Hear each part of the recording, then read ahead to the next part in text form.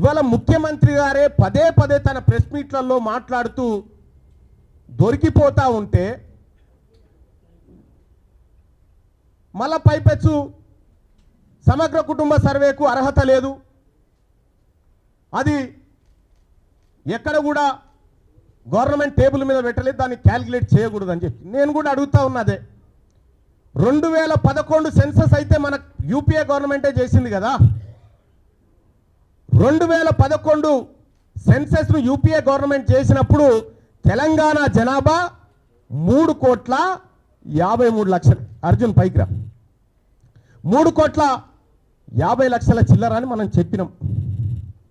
ఆ రోజు 83 లక్షల ఇండ్లు ఉన్నాయని చెప్పినాం.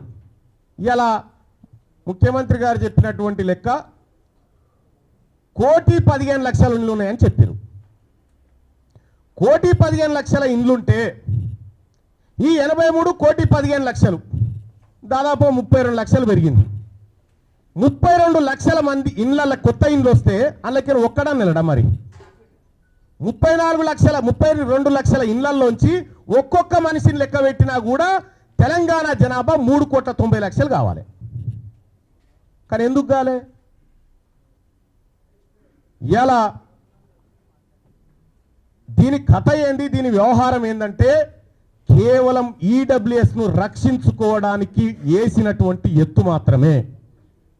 సహజంగానే ముఖ్యమంత్రి గారు మనలాంటి వాళ్ళు పక్కన ఉండొద్దని కోరుకుంటాడు. ఎందుకు? తీన్మార్ మల్లన్న కాంగ్రెస్ పార్టీలో ఉండి ఓపెన్గా జరిగినటువంటి అన్యాయాన్ని ప్రశ్నిస్తూ ఉంటే ఆయనకు శవనం పట్టది. నేనే కదా ఈడబ్ల్యూఎస్ కోటా అన్యాయంగా 6.98% ఉన్నటువంటి వాళ్లకు 10% రిజర్వేషన్ ఇస్తున్నారని నేనే 4 సార్లు రిప్రజెంటేషన్ ఇచ్చిన. మీకు అది తెలియనట్టుగా మీరు యాక్టింగ్ చేసి మీరు ప్రవర్తించేటువంటి తీరు చాలా జుగుప్సాకరంగా ఉంటుంది. మీకు తెలియదా ఈడబ్ల్యూఎస్ కోటా ఎట్లా ఇంప్లిమెంట్ చేస్తున్నారో? ఇలా 100% ఉన్నటువంటి బీసీలకు 27% రిజర్వేషన్, 10% లేనటువంటి అగ్రవర్ణాలకు 10% రిజర్వేషన్ ఇస్తే ఈ అన్యాయాన్ని ప్రశ్నించడం బీసీగా, బీసీల రక్తం పంచుకొని పుట్టిన బిడ్డగా నా హక్కు, అది నేను మాట్లాడతా.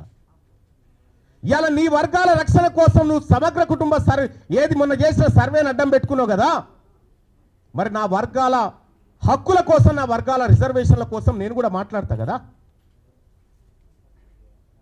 అదే చేసిన నేను. ఇవాళ కాంగ్రెస్ పార్టీని కాపాడాలంటే, కాంగ్రెస్ పార్టీని రక్షించాలంటే ప్రజల్లో క్లారిటీ ఉండాలి.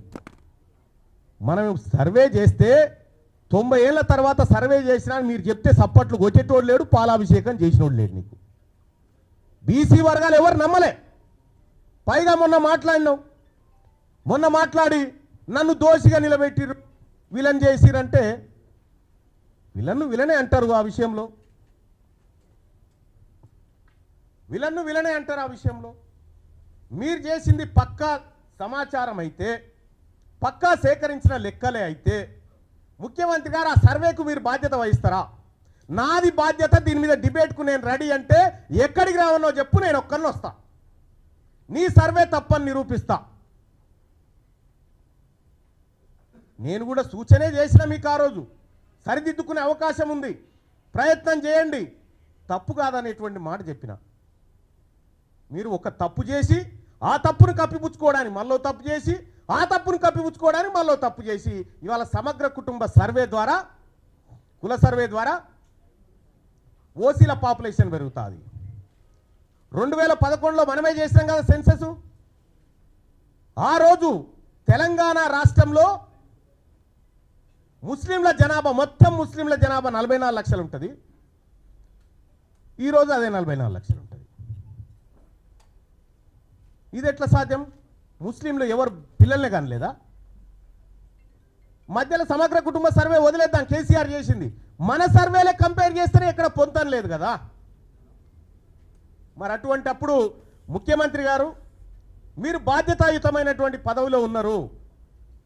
ఈ బీసీలకు న్యాయం జరిగే విషయంలో ఏమైనా పొరపాట్లు జరిగితే మళ్ళీ సరిదిద్దుకోండి అని చెప్పి సూచన చేస్తా ఉన్నాము. మళ్ళీ సరిదిద్దుకుంటే తప్పేమీ కాదు. ఇవాళ తీన్మార్ మల్లన్న సర్వేని వ్యతిరేకించిందంటే నేను కాంగ్రెస్ పార్టీలో చేరడానికి ఒకే ఒక్క కారణం అని చేరేటప్పుడు కూడా చెప్పినా, మా తలలను లెక్క పెడతా అంటుండు, క్యాస్ట్ సెన్సస్ చేస్తా ఉంటుండు, మాకు 42% రిజర్వేషన్ ఇస్తా అంటుండు రాహుల్ గాంధీ గారు అని చేరినాం. ఆయన ఆలోచన మేరకు, రేవంత్ రెడ్డి గారి పిలుపు మేరకు కాదు కదా నేను చేరింది, ఆయన ఆలోచన మేరకు చేరినాం. అదే నాయకుడు రాహుల్ గాంధీ గారు పార్లమెంట్లో మొన్న మాట్లాడుకుంటూ, ఓ బీసీ నాయకులారా, బీసీ ఎంపీలారా, మీకు అన్యాయం జరుగుతుంటే మీరు మాట్లాడరా అని చెప్పిండు. మరి ఆయన చెప్పిందే నేను చేస్తా ఉన్నా.